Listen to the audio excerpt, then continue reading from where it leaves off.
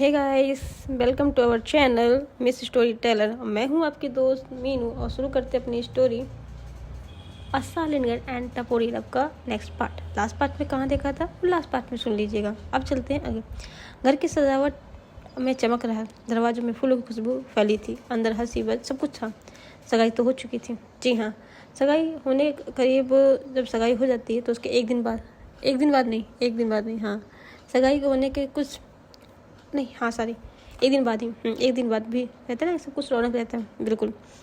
Gate के बाहर एक कार आके रुकी, दरवाज़ा खुला, लव उतरी बाहर। उसने राहुल को बोला, तू घर चल, मैं थोड़ी देर में अभी आती हूँ, फिर बात करते हैं। राहुल, तू ठीक है ना? मैं ठीक हूँ, तू जा। राहुल उतना कह के वहाँ से चला जाता है। इधर दरवाज़ा खुला, लवन्या बाहर, उसकी आंखों में थकान, चेहरे पे हल्की सी उदासी और दिल में भारी सा बोझ था।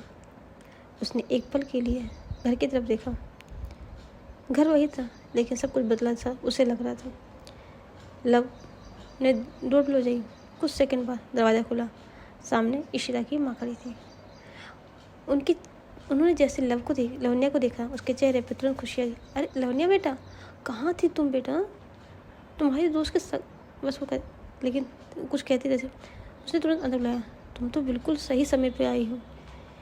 तुम्हें पता है इशिता की सगाई हो गई, बहुत अच्छा रिश्ता मिला है, सब बहुत खुश हैं। ये सब सुनते ही लवन्या के दिल जैसे कस से गया हो। कहते हैं ना, जब हम किसी से प्यार करते हो, दिलो जान से मानते हो और सामने ही उसकी ही बात हो, वो भी किसी और के साथ, दिल में जो दर्द होता है ना, उस दर्द को सहना थोड़ा मुश्किल होता है। लेकिन उसने मुस्कान देने की कोशिश की, लेकिन आंखों में दर्द साफ था। जी मुझे पता चला। उसकी आवाज़ धीमी लेकिन भारी थी। तभी इशिता के पापा भी वहाँ थे। उन्होंने लव को देखा, खुशी से हाथ आगे बढ़ाया। अरे लवन्या, बहुत दिनों बाद दिखी, आओ बेटा आओ, आज तो घर में खुशियों का मौका है। तभी उन्होंने गर्व से कहा, हमारी इशिता की सगाई हो गई। पूरा माहौल खुशियों से भरा था। लव अंदर सब जैसे चुप रहते जब वो बार बार ये बोलते, हमारी इशिता की सगाई हो गई। लव ने धीरे से सर झुकाया। उसकी नज़र दीवार पर टंगी इशिता की फोटो पे गई। जी हाँ, जहाँ इशिता मुस्कुरा रही थी, लेकिन उसकी आंखों में हल्की सी उदासी उसको भी पता चला था। लव की आंखें कुछ पल के लिए नम, फिर मन में देर क्यों पहुँची, बस इतना ही। तभी सीढ़ियों से धीरे धीरे कदमों की आवाज़। इशिता नीचे उतर रही थी।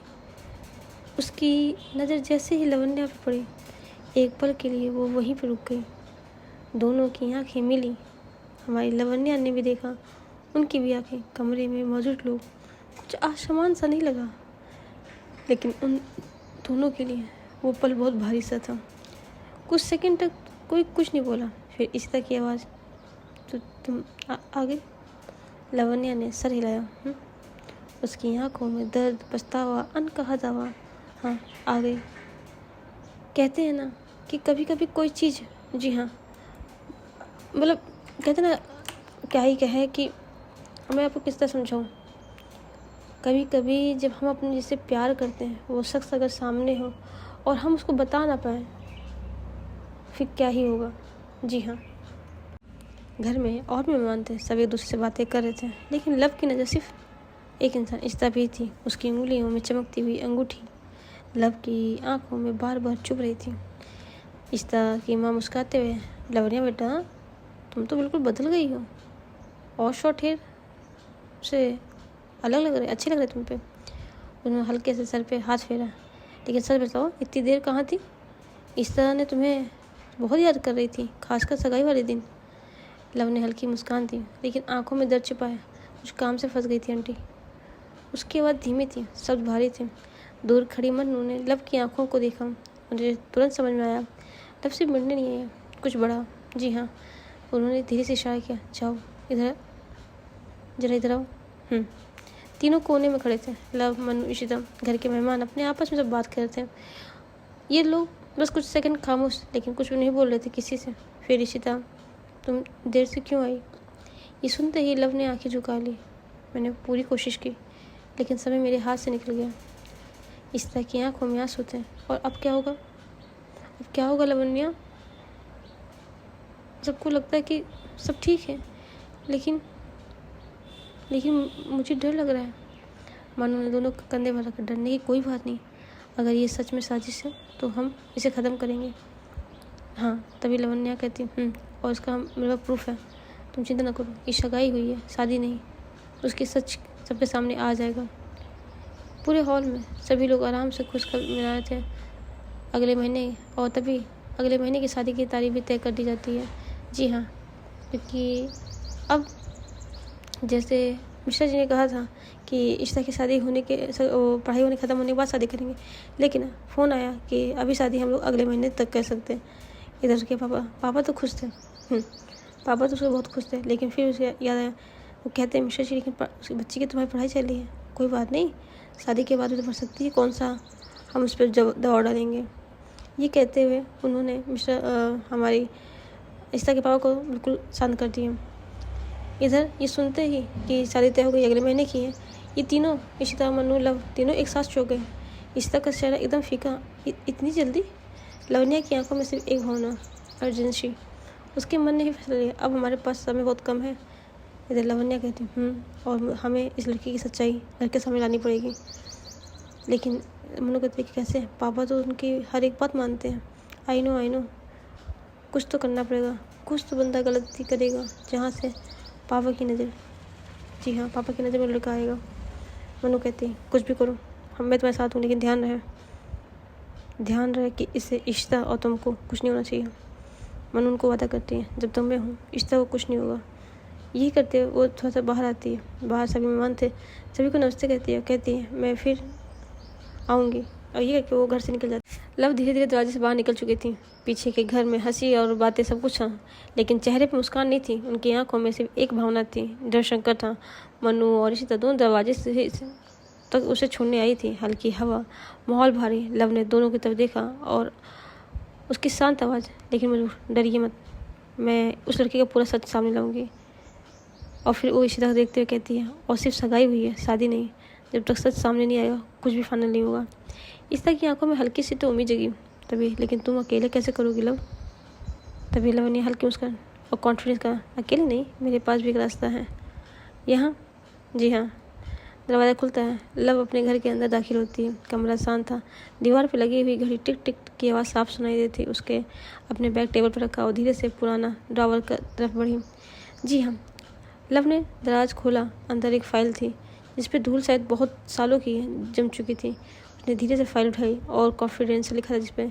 लव की आंखें गंभीर थी। उसने धीरे से फुसलाया, अब समय आ गया है। जी हाँ।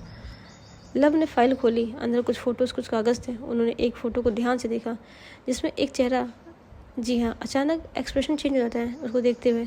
उसने फ़ोन उठाया और एक नंबर डायल किया। कॉल जुड़ते ही सीधे, तुम्हें भी? हाँ, मुझे तुम्हारी मदद चाहिए। लव ने सीधे कुछ पल रुकी और फिर अगली लाइन, कल सुबह ये खेल ख़त्म करने वाले हैं। हाँ, खेल हम ख़त्म। अब इंटरेस्टिंग सिर्फ ये नहीं, सगाई सिर्फ रस्म नहीं, सच आने के लिए रिश्ता खुद टूट जाता है, और टूटेगा तो क्या इफ़ेक्ट होगा इसका, ये भी हम जानेंगे। जी हाँ, जानेंगे कि अभी आगे क्या होने वाला है। लावण्या पूरी रात उस फाइल में जुटी रही। न जाने क्या क्या चीज़ें ढूंढ रही थी, कुछ नोट कर रही थी। अगली सुबह हो जाती है और सुबह की हल्की धूप जब सड़कों के रोज़ भीड़ भाड़ में पड़ती है तो एक अलग ही सुहाना होता है। एक नई सुबह एक नया जान डाल के लेके आती है। लेकिन क्या ये सबके लिए नई सुबह आ रही थी? जी हाँ, लावण्या अपने काम में थी और कब उसको आग लग गई वहीं बैठे बैठे उसे भी नहीं पता चला। लेकिन इधर इशिता के घर में इशिता कंधे पे बैग डाले धीरे धीरे कॉलेज की तरफ नीचे आ रही थी।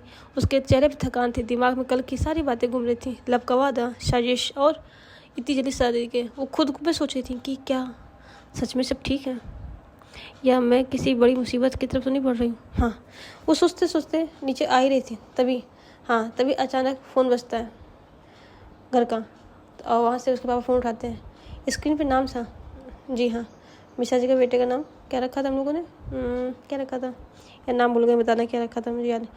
इस तरह एक पल के रुकी, उसका दिल जोर से धड़का। फिर उसने कॉल रिसीव, हाँ, उसकी ने कॉल रिसीव की, हेलो। दूसरी तरफ एक कॉन्फिडेंट आवाज़, गुड मॉर्निंग इशिता, आज तुम फ्री हो ना? क्यों? अंकित ने उस लड़के ने हल्के से हंस कहा, आज मैं तुम्हें अपने दोस्तों से मिलवाना चाहता हूँ। शाम को छोटी सी गेट टुगेदर रखी है।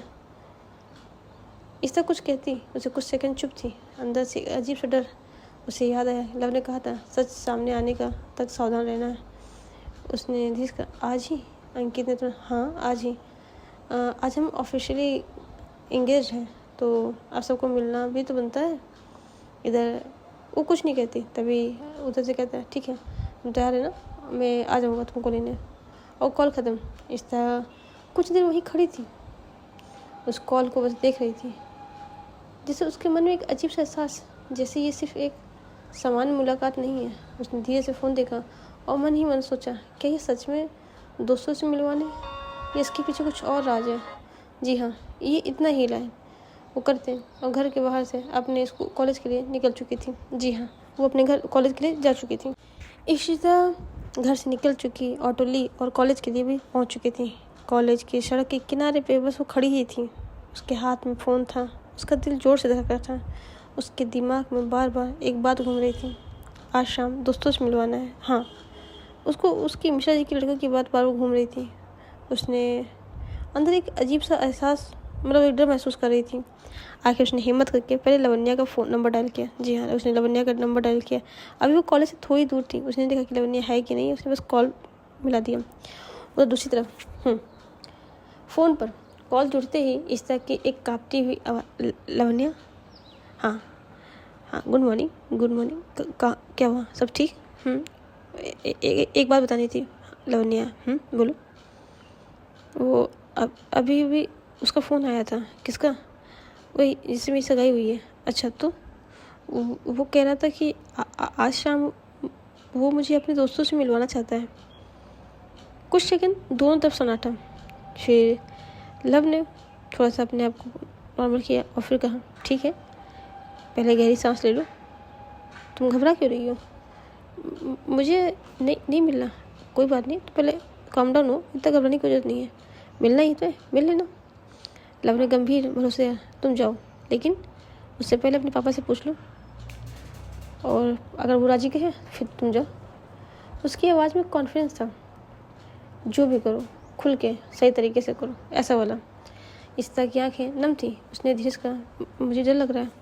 कुछ पल के लिए उसकी आवाज़ बिल्कुल धीमी थी। फिर पता नहीं क्या उसने कहा, पता नहीं क्यों, बस अजीब सा लग रहा है। लव ने उसकी आवाज़ तुरंत जो नर्म हुई थी, हाँ, उससे बोला। उसने कुछ साफ और मजबूत लहजे में कहा, डरने की ज़रूरत नहीं है ना। इसी तरह से भी कह रही थी ना लवन्या से कि उसे डर लग रहा है। तभी लवन्या कहती है डरने की क्या ज़रूरत, मैं हूँ ना। कुछ सेकंड रुक के उसने थोड़ा, अगर कुछ गलत करे आगे लगे तो तुरंत मुझे कॉल करना। उसकी आवाज़ में ऐसा भरोसा था जिससे इस तरह का दिल थोड़ा शांत होता है। पक्का ना? तभी वो कहती, पक्का, तुम जाओ तो मैं तुम्हारे साथ ही हूँ। ये जब कहती है तभी इशिता का थोड़ा सा मन हल्का होता है और उसे लगता है कि हाँ, अब वो अकेली नहीं है। जी है, एक छोटा सा एहसास इशिता ने धीरे से सिखाया, जिसे खुद को समझाया, ठीक है मैं पापा से पूछ लूँ। उसकी आवाज़ अब पहले से मजबूत थी। उसने फ़ोन काटा, एक गहरी सांस ली और कॉलेज के गेट की तरफ अंदर बढ़ चुकी थी। जी हाँ, कहते हैं कि वो हमें अंदर हमारे डर नहीं होता। डर को काबू करने के लिए सामने वाला एक ऐसा इंसान होना चाहिए जिससे वो चीज़ें कहे और वो कहे हाँ ठीक है मैं हूँ ना साथ। बस इतना ही एक इंसान के लिए काफ़ी है। हमारे लवन्या के लिए भी यही था। इधर घर में हल्की हल्की चाय की खुशबू फैलती। पापा सोफे पे बैठे बस अखबार ही पढ़ रहे थे। इशिता तुरंत को फ़ोन की और तभी के पापा ने फ़ोन, हाँ बेटा क्या हुआ, वापस कॉल, सब कुछ ठीक है ना। तभी इशिता एक गहरी सांस लेती, पापा सब ठीक है। वो मैं कह रही थी कि अभी उनका फ़ोन आया था। किनका? हाँ, जो जिससे आपने अभी शादी कराई है। अच्छा हाँ, बताओ, श्रेष्ठ का? हाँ, सॉरी सौर्य का? जी सौर्य का। तो क्या कह रहा था? वो कह रहे हैं कि वो अपने दोस्तों से मुझे मिलवाना चाहते हैं। क्या मिलवाना है? उसने अखबार को नीचे रखा, फिर मुस्कुराते, हाँ ठीक है। कमरे में मतलब वो ध्यान से जब सुन रहे थे तभी, अगर वो तुम्हें अपने दोस्त से मिलवाना चाहता है तो अच्छी बात है ना।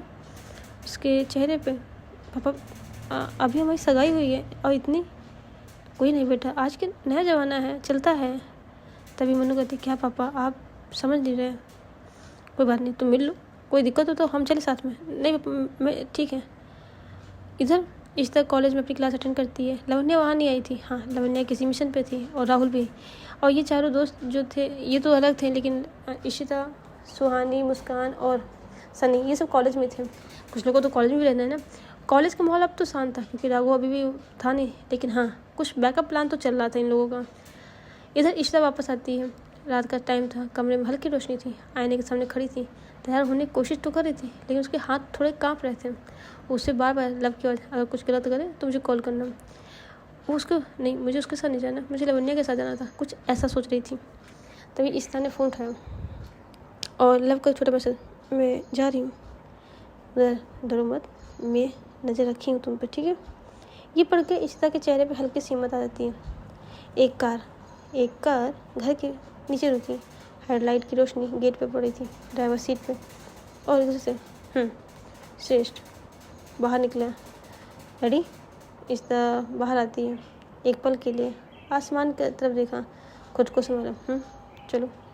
लेकिन उसके दिल अभी भी हल्का सा डर महसूस कर रहा था। जी हाँ, पापा ने तो इजाज़त दे दी थी दोस्तों से मिलने जाने की, लेकिन क्या ये सही है? क्या हम एक सगाई के बल पे हम किसी पे भरोसा कर सकते हैं? ये चीज़ जरूर बताइएगा, क्या एक ही बार में हमें किसी को देख के भरोसा होना चाहिए? लेकिन ऐसा नहीं, उसे भरोसा था लावण्या पे, उसको इस पे नहीं था, श्रेष्ठ पे नहीं था, उसको भरोसा था लावण्या पे कि लावण्या कुछ ना कहो कुछ, वो उसे बचा लेगी। जी हाँ। इशिता गाड़ी में बैठती है। अंकित भी उसके बगल वाली सीट बैठा है। ड्राइवर गाड़ी चला रहा था। अंकित कोशिश कर रहा था इशिता के हाथ को पकड़ने की, तभी वो कहता है, तुम मुझसे इतना डर क्यों रही है? मैं कुछ ऐसा वैसा नहीं करूँगा। लेकिन कुछ नहीं, वो इशिता कुछ नहीं बोलती है, बस वो खिड़की के बाहर देख रही थी। लव हमारा क्या नाम है, श्रेष्ठ समझ रहा था कि वो अनकंफर्टेबल हो रही, लेकिन कोई बात नहीं। वो कुछ मुस्कान करता है और फिर अपनी जगह से सही से बैठ जाता है।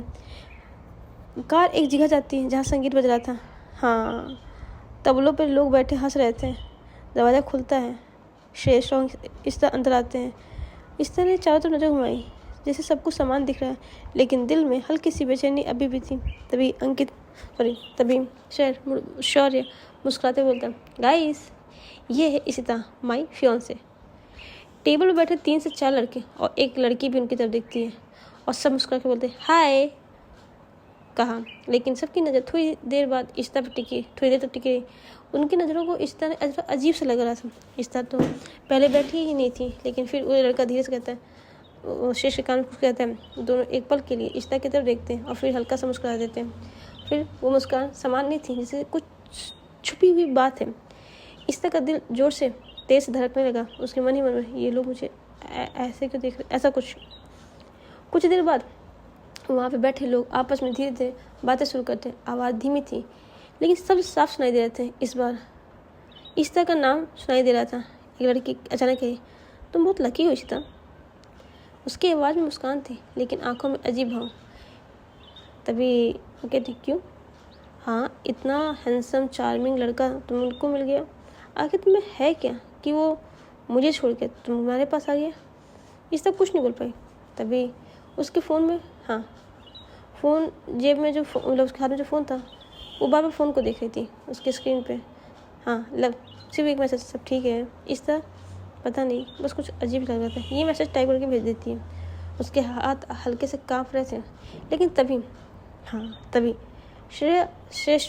शौर्य ने अचानक कहा, चलो हमें किसी खास से मिलवाता हूँ।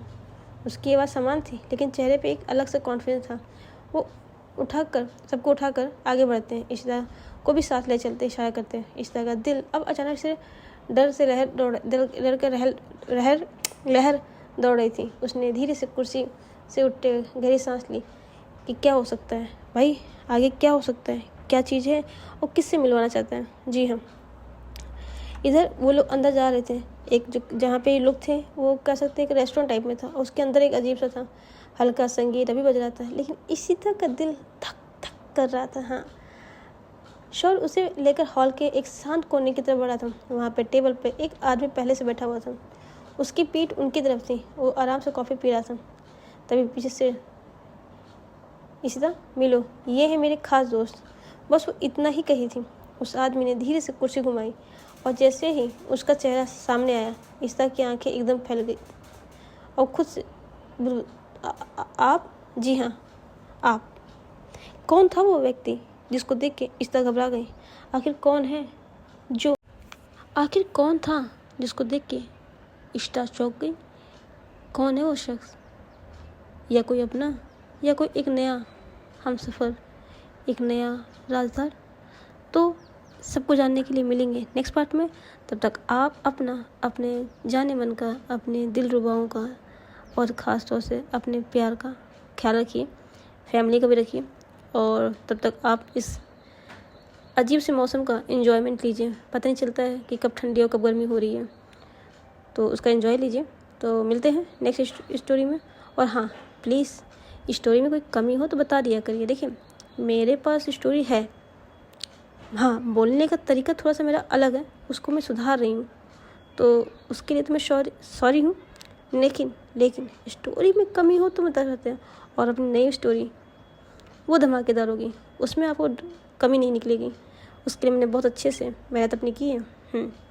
वैसे मुझे मेहनत करने की ज़रूरत नहीं थी, ऐसे में स्टोरी सुना सकती थी, बट कुछ लोगों का कमेंट आए थे और अच्छे नहीं लगते क्योंकि अगर मैं चीज़ों को ना मानूँ तो इसीलिए। तो चलिए मिलते हैं नेक्स्ट पार्ट में। Love you guys, tata bye bye and good bye.